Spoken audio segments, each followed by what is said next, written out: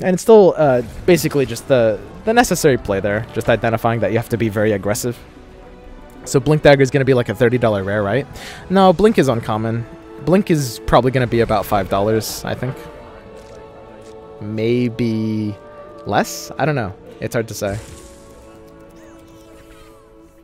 I would have guessed it would have been more, but anecdotally, I feel like I've seen a lot of it.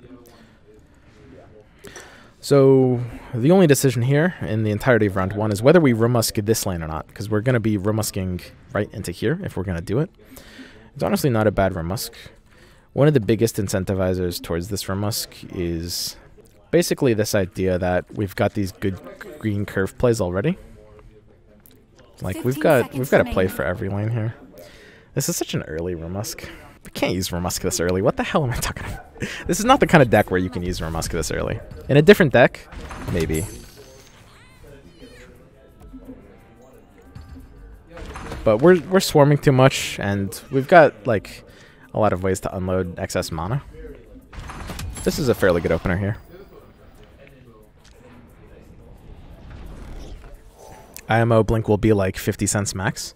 I might be wrong. I mean, it's really hard to say. A ton of people have done a ton of different calculations. There's a consideration to hold the Stonehall Cloak. So when you're looking at a hold, you know, you look at the board, right? So holding the Stonehall Cloak means you pay 1 gold so that you see it again, right? So basically, it means if I hold this, I'm buying a 6 gold Stonehall Cloak next turn. Which, right now, we're not going to be able to afford that. There's kind of no way we can actually kill anything. We're never going to be able to get the gold for the Stonehall Cloak, which means we're going to have to hold it again, which you can do. But that basically means we're buying a 7 gold Stonehall Cloak 3 turns from now, and at that point it stops becoming worth it. So we want to play Venomouser where he'll be able to be alive and well. Not really great. It's going to be either mid or right. Let's think about where the Riley is going. If I'm Riley, there's a good chance I want to go... it's actually a pretty even split between mid and right. Let's play Veno mid. Putting Riley left. That's a very short-term choice.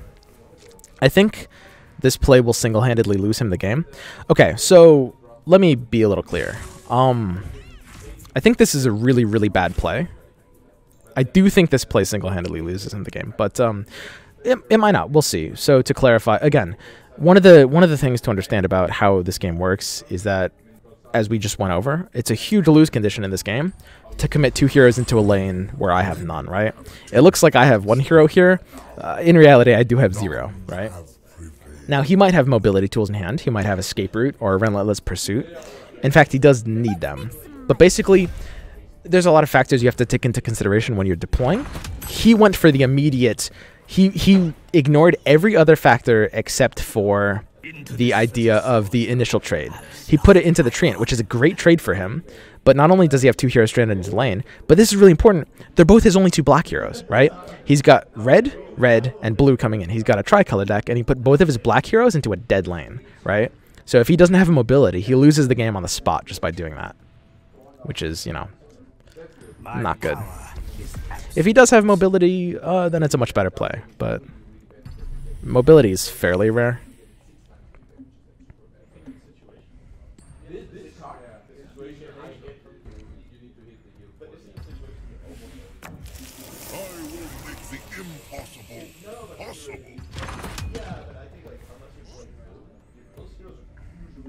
Would be nice to be able to play something that stays alive to this Ursa. I don't really like the idea of not playing anything here. He has initiative, which means if he plays a unit, we can counter with Cleric. So he thought about that for a second. That's very important to note. He might be waiting to see if we play first. This is a very common strategy in Artifact. So if we play a unit here, not only are we kind of feeding the Ursa, but also all we're really... We might be unlocking his play. I'm just going to pass. And this is a very common thing you can do in Artifact. There's this element of kind of reading and bluffing. Like, I think that he was waiting for me to play there, and I'm just going to lock him out of that option. TP Scroll is very powerful. Not really a board state that I want Short Sword in here.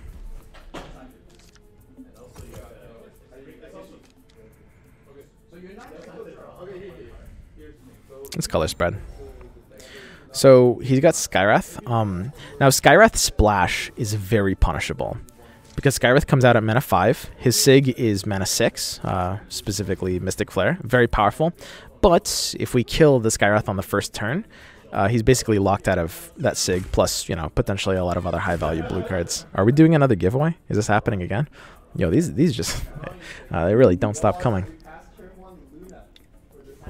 Okay. Exclamation mark ticket 1, I guess. There's a chance chat's just debating me. I have no idea. So, this is where we figure out if he has mobility or not.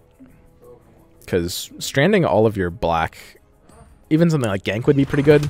It allows him to suicide bomb one of my heroes. Even if he has mobility, it's possible he just wanted to stay here for a turn. Okay, interesting. I do value Thunderstorm in both lanes. I think there's a clear choice here, which just does have to be killing the Skywrath. Killing the Skywrath is far too good. So this, how this game is playing out identifies another very powerful strategy and artifact, which is the idea of kind of targeting colors, right? We've abandoned this lane because we're identifying that both of his blacks are here. And he also has this very, very vulnerable single color Skywrath, which we're also kind of targeting in that way. We're killing it. And now he's basically limited to red cards in his hand on irrelevant lanes for the rest of the game, which is just a ridiculous limitation. We can choose to intimidate in one of these two lanes. We're not intimidating off of initiative, right? Which is a little more vulnerable. Next turn, we can double Druid anyway. I don't think we're intimidating next turn, so I actually think I favor playing the Cleric before the Druid. Just because it deals 2 more damage, and this is a lane where damage is going to be relevant on. I'm here to fight. So next turn, even though we're not playing for the mana by playing a Roseleaf Druid, we still have the 7 mana turn, we can Roseleaf Druid. That bumps us immediately to 4 out of 8 at that point, and then we can just play the other Druid at a curve there. TP Scroll Treant is not a bad play here. We're also... yeah, this is just fine, I think. There's nothing wrong with this.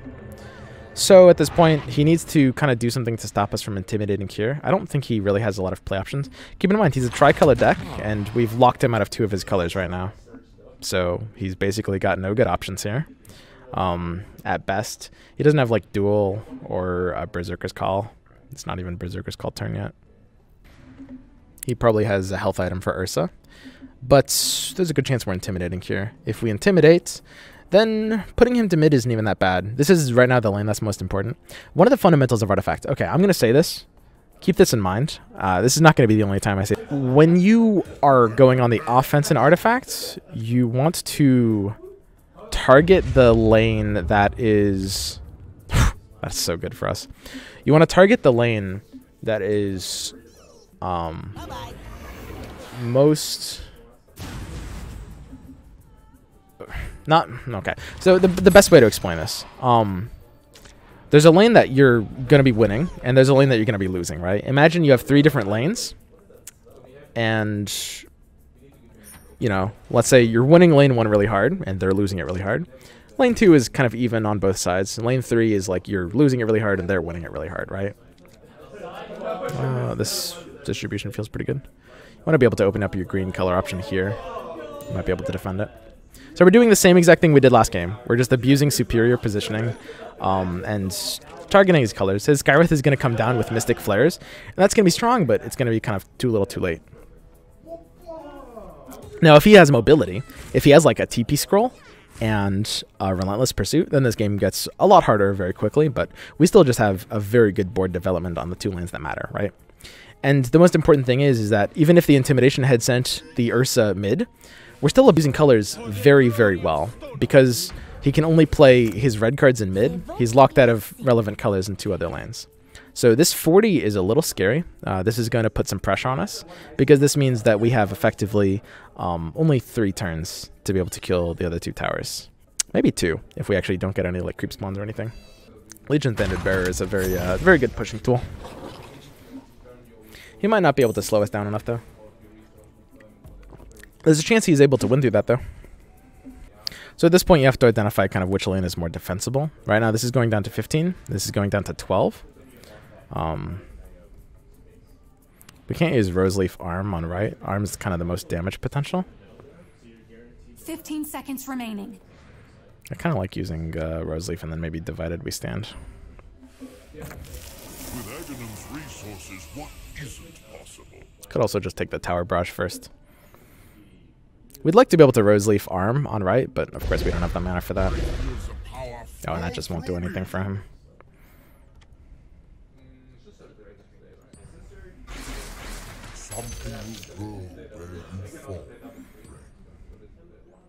So, sorry, I do this thing sometimes, which is really annoying, where I kind of like start half explaining something.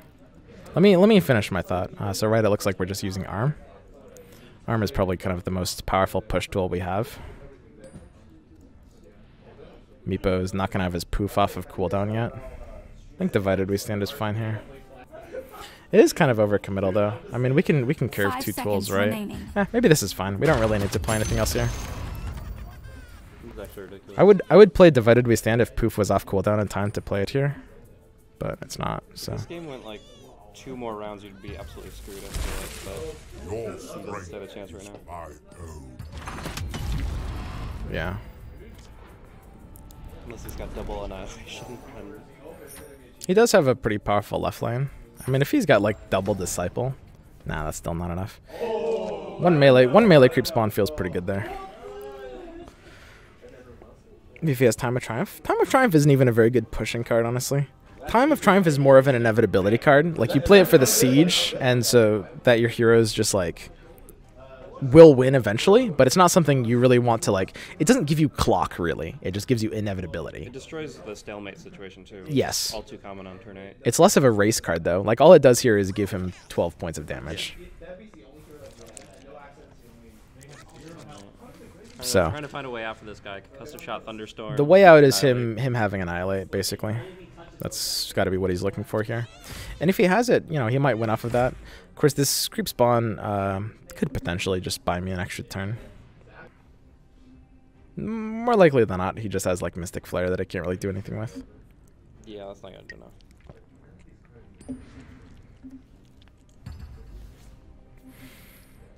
So I think this game has been a really, really good demonstration of just like how to abuse positioning as well as just colors.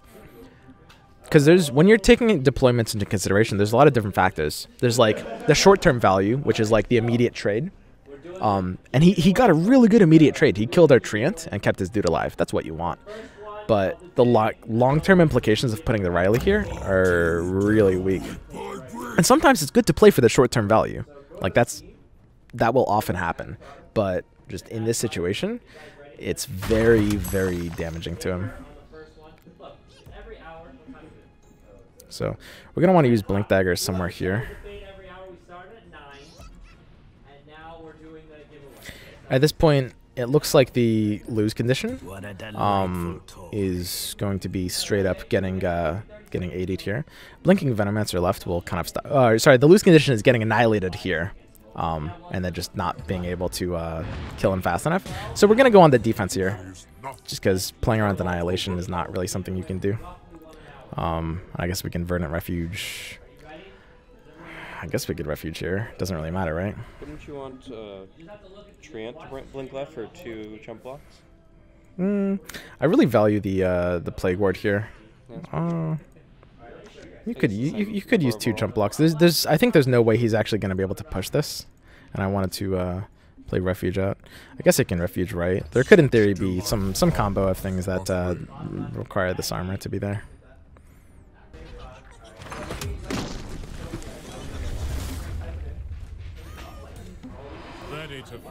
I don't know. So much of the strategy in this game is really about like how you choose your lane setup and your hero deployments. So for those of you guys who like watch me from Gwent, it's like Gwent as a game is completely warped around the idea of trying to win 2 rounds, right? That's why the concepts like tempo and card advantage even exist. Because you want to like go 1 card up to increase your round 3, because round 3 is kind of what matters. In Artifacts, the way to think about it is what am I even doing here? I guess we just developed dudes. Theoretically, he could annihilate us, right? No reason to develop anything early. So in Artifact, the equivalent of round 3 being the only round that matters, is the lane that both players are kind of neither winning nor losing is the only lane that matters, if it kind of makes sense to think about it like that. Let's see what else he can do. I mean, if he forces... Yeah. Okay. So, got him here. And this is why... Oh, yo, thanks for the sub, Quiet Quillet. This is why in Artifact you want to play for basically the lane that neither player is playing for. Like when you're winning, you want to play for the second lane that you're winning on, right? The lane that you're winning the second most on, that's the lane you want to push for, because you don't want to overcommit to the other lane, and you don't want to defend the lane you're necessarily giving up, right? When you're losing, you do the same thing. You defend the lane that you are basically second defending, right? Like you don't defend the lane where you've got the biggest loss, because you want to kind of sacrifice that lane. The concept of sacrifice and overcommitment means both players kind of end up fighting for the lanes where... Oh, it's Teldo again. Both players end up kind of fighting for the lane that's like second most important to them, because you don't want to overcommit. It's a lot like Gwent, actually. It really is. You have to kind of wrap your head around it in a specific way to allow the concepts to transfer, but this is extremely Gwenty in nature. Like the idea of just winning 2 out of 3, and that fundamentally just warping every single aspect of strategy in the game. So, as we mentioned last game, this is not a deck you want to Remusk with turn 1. Keeping Enchantress alive is like really good though. Kills the Riley. I'll Remusk turn 1 with here. Before I take care of others, I need to take care of myself. So one important thing to note is he's already played 1 no accident, which means this Enchantress dying to no accident next turn feels pretty bad. And he does have 6 in the deck, but because he's got 2 Rileys. But, of course, if he has already played 1, the odds of him having a second one drop from like 99% to like 80-something%.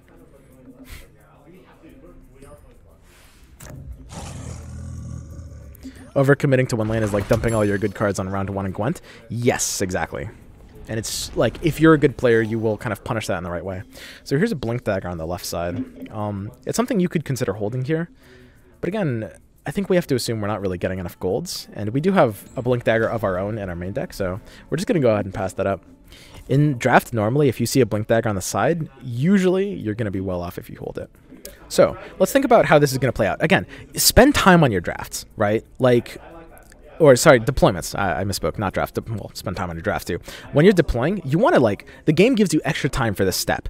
Do not squander this. Like, these are the most important decisions of the entire game. You got to think. So, Debbie, there's good chance Enchantress is dying to no accident. We do have initiative, so we can play something first, at least. Okay? So, where's he playing his Debbie? Knowing how he played last game. And this is also really important. You can profile your opponents, right? He put his Debbie in the short-term value lane for the Treant, right? He's got the same opportunity here if he wants to kill this Treant, and we can Strand here. He has got 2 Treant opportunities, but the one on the right is guaranteed, and largely overcommittal. So I'm going to go ahead and play the Venommancer left, where he's playing neither of them. Goes for the Riley mid. That's very interesting. I kind of assumed he would play it on the right. Presumably he prefers taking the 50-50 to the risk of overcommitting. Maybe he learned his lesson from last game.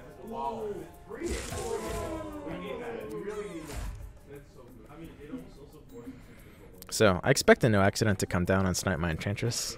Of course, kill him with Tower Barrage. That's a pretty legitimate card here. Win this lane really handily. And we might be good to win these other lanes. The problem is, as I kind of outlined before, it's risky to go like 2 against 0 in a lane.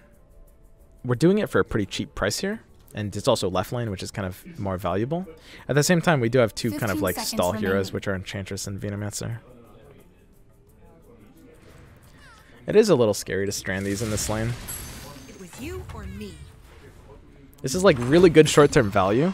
It looks insane to consider not using Tower Barrage there, right? But look at what's happening here long-term. We've got 2 slow stall heroes. Enchantress is like a stall hero just due to her regen. She wants to like be in a lane that's being fought for. Venommancer is the same way due to venomous nature. If he gives up left lane now, due to the Tower Barrage here, we're actually in a bit of an awkward situation. Now, we were able to kind of claim it more cheaply. So that might end up being fine. I really like the Roseleaf Druid here. And we've got like Thunderstorms. That's a nice curve for us. We've got Thunderstorms to be able to stall out the other lanes. Hopefully Valve changes this game's monetization because it looks fun. I think it is fun. I honestly do. I kind of hated the game at first. You got to blink though? Very true, but you can't really rely on finding one blink in your shop. This is why constructed decks run pretty much 3 blinks, sometimes 2. I say sometimes 2. You'd have to be a serious hipster to run 2 blinks. I run 2 blinks though. Yeah, I think the game is the gameplay is really good in my opinion. I hated it at first. Like I was just like really focused on the RNG and not really kind of seeing the complexity or the upside. I still am just not a fan of. I mean, there's nothing that can really make me come around to the monetization until they change it. I think, like that's gonna be the biggest concern for me. 15 seconds remaining. For sure.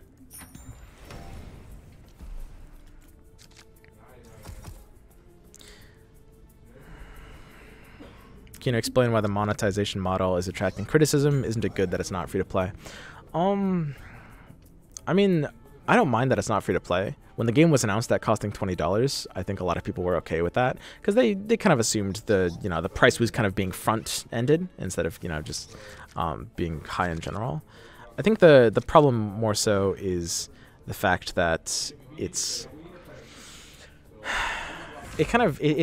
too expensive on all fronts. I feel like you have to pay to play it, to buy the game, pay for cards, pay to even play like effectively ranked constructed, which is like Gauntlet. Cheating death to right lane is pretty good here. Could also steal initiative for a poof.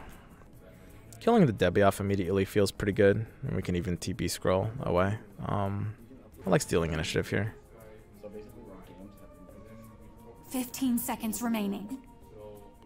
Okay, so let's go ahead and TP scroll our Enchantress. So we want to TP scroll the Enchantress because we want to steal initiative. We could actually short sword the Venomancer. I really like short swording Treant though. So let's steal initiative. And this is going to allow us to poof in place. So poof will take a 50-50.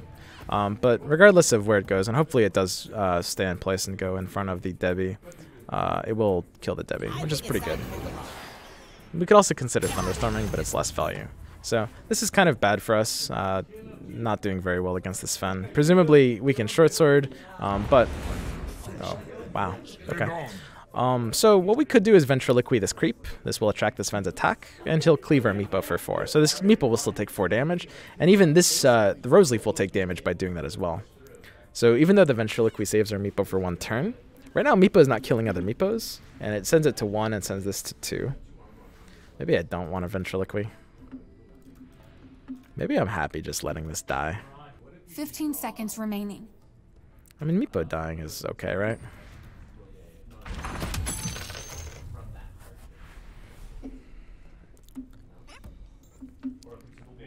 I don't know. I like the fact that the game is going for like a tradable market. I think that's cool, and it's something that other card games kind of don't even have the opportunity to do. Like they're using the Steam Marketplace in a cool way. Like I really like the idea of the game being tradable. I think it's still a little too expensive in terms of like how it ends up kind of costing you at every step. I don't know. I'm not sure the best way to change it. I like the idea of giving you like, a free draft a day or something like that. There's a lot of things they could do. I really like Maul here. Maul is pretty great whenever you can pick it up reasonably early. I don't even mind going for a flask with Maul. Feels good. I'm not a fan of Stonehall Pike as an item. Feels just a little too slow. I mean, it's a playable card, but it's not something I would take over Maul. So, as a thought experiment, let's see where this Debbie's going, right? Let's try to imagine it. Debbie goes into Treant, slows down. And you can also, when you're considering deployments, also look at the gold, right? He's got 11 gold, so at this point, he's already bought items. We can almost guarantee he's bought a health item. He's got like a Traveler's Cloak, so if he puts Debbie into Treant, he will cloak the Debbie to keep it alive. He doesn't mind that. That's a trade, right? I think there's a good chance that's what he's fighting for, but he could also just feel like his luck is better off if he just completely abandons the cheat death line as well. 15 seconds remaining. I think we're going to go ahead and do something like this. I don't think we're scared of overcommitting, right? There it goes. So, again, he's putting the Debbie into the Treant because he bought a health item. We know that for a fact. When you see 11 gold in draft, it is almost guaranteed they have a health item because, you know, Traveler's Cloaks, salves are just going to be everywhere. He bought 2 items for 7 gold, so that's a 3 and a 4. You can't see his deck, but there's a good chance that is a Traveler's Cloak and a Fountain Flask. That's the most likely thing on a 3 and a 4. Let's go ahead and Foresight first here since we don't have initiative anyway.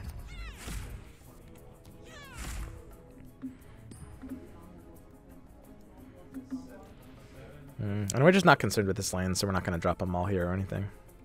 Nothing to do.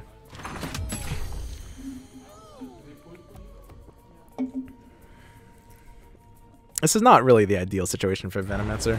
Every day I train. I don't mind intimidating this Sven, honestly. At the same time, Sven going right is kind of bad for me. I'm pretty committed into the right lane because I have Cheating Death and 2 heroes. Sending Sven right, if anything, is really awkward. If Sven goes left, I kind of win the game. I think I'm in a position where I really shouldn't take any sort of risk like that. Could just jump with a Roseleaf Druid. 15 seconds remaining. Not too happy with the situation.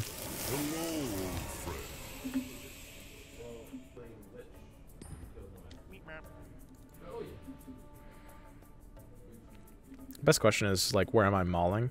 The answer is probably right. I mean, just the fact that I have Cheating Death right kind of makes it the better fight lane. And I'm playing Meepo there next turn. I think I don't mind dropping another Druid. Keep me safe, friend.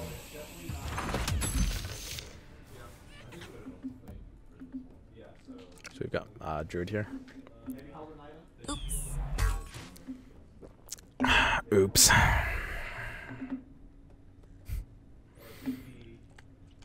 What a silly boy. How can I help with trouble? I didn't see you there. Oops.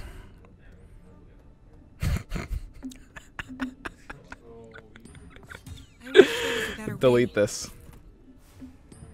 Great. One more for the road. Yeah. We could flask and not risk it, but honestly, this is just funny at this point. Punished.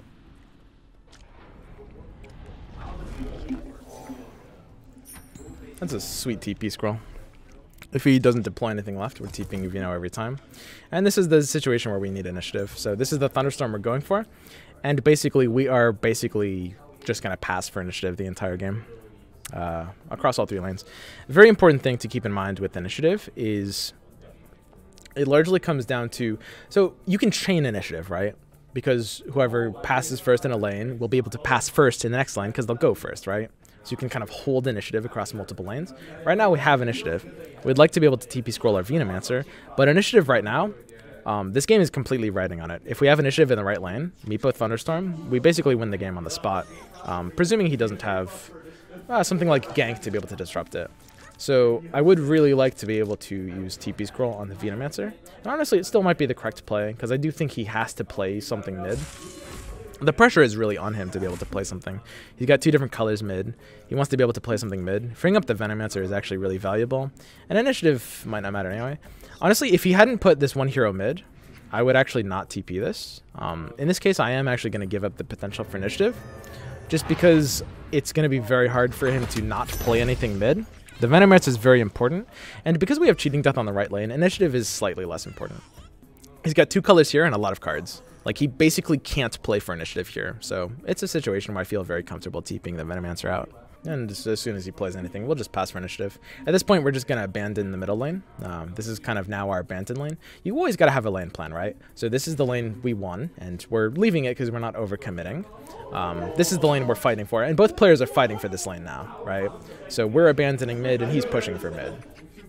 But both of us realize that right lane is kind of the fight lane. It's the one that both players are kind of targeting. And in every game of Artifact, there's pretty much always going to be that fight lane. The lane where both players are just trying to target because they realize it's the lane that the game is boiling down to.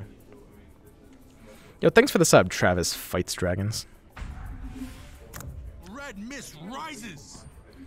This is a huge commitment into this lane. And like I said, we can kind of punish that. The idea of overcommitting an artifact is a really major theme in this game. So now Thunderstorm basically just wrecks him. Ridiculous value on Thunderstorm. So he'll have to heal this. I'll use this well. There's the heal. So now at this point, we want to play outside of the range of Mystic Flare.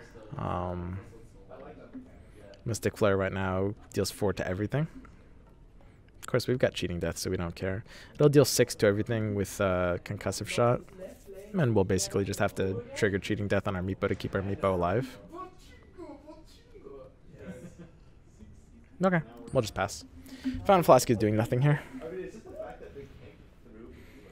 So, we're just going to all in on this lane again. And we actually just might do the same thing as last time. So now he just needs to not just get BTFO'd by Cheating Death. Let's see that Meepo live. Prepare the casual sip.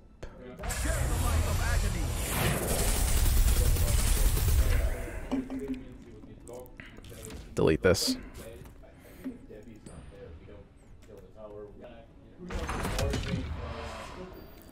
I won't be hunted so easily.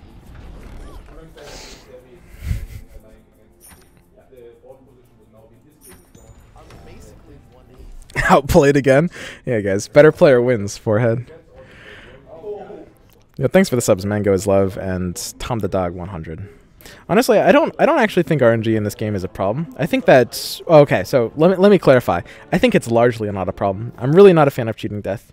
I think that a lot of people complain about the wrong RNG. People complain about flop RNG, and it makes sense because I did too, like as a new player. It's interesting.